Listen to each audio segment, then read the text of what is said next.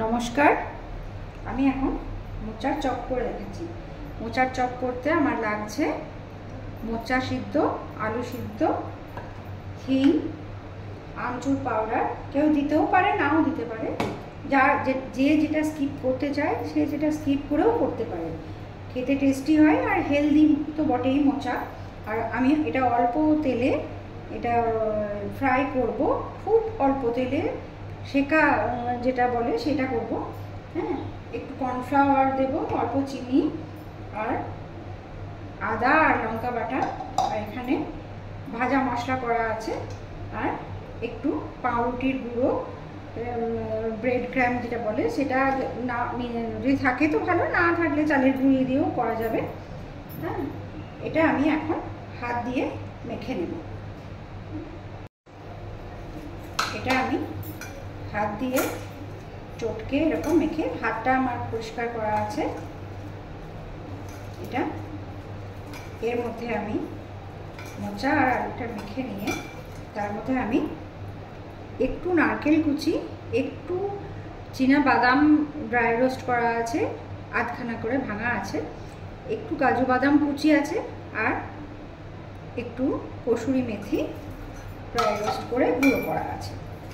এবার আমি একে একে এর মধ্যে সবগুলো এটা মেখে নিয়ে একে একে আমি এটার মধ্যে সব কিছু মিশিয়ে দেবো।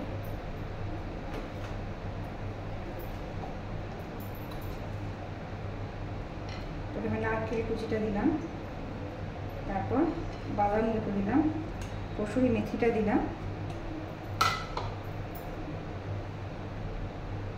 ভাজা মশলাটা দিলাম,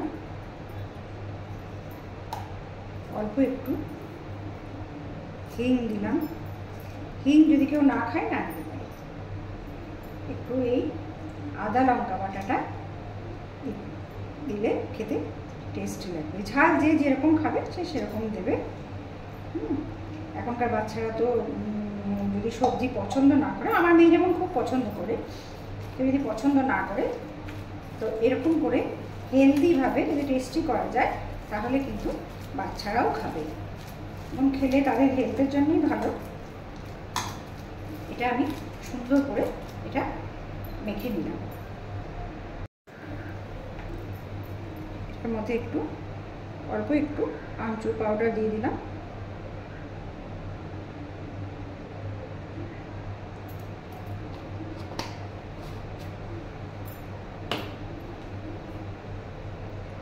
অল্প একটু চিনি দিয়ে দিলাম।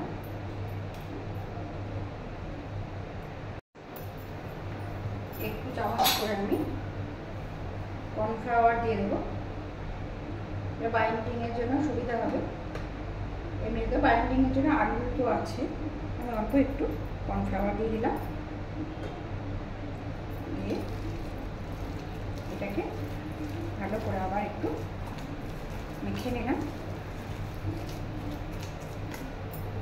পরিমাণ মতো লবণ দিলাম।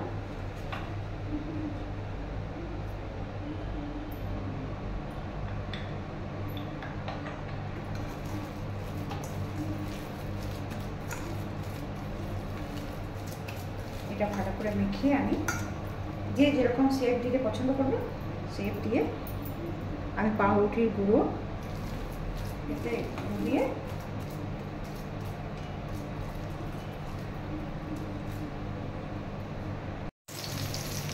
আমি মোচার বড়াগুলোকে এরকম শেপ দিয়ে পাউরুটির গুঁড়োর মধ্যে ডুবিয়ে আমি এরকম করে তৈরি করে নিচ্ছি।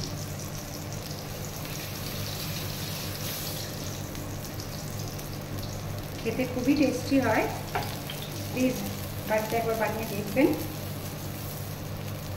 তারপর আমাকে কমেন্টে জানাবেন।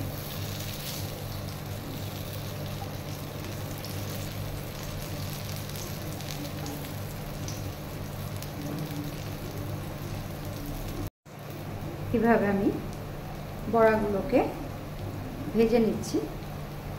বড়া বা মোচার চপ খুব সুন্দর টেস্টি হয়, বাড়িতে বানিয়ে দেখবেন প্লিজ।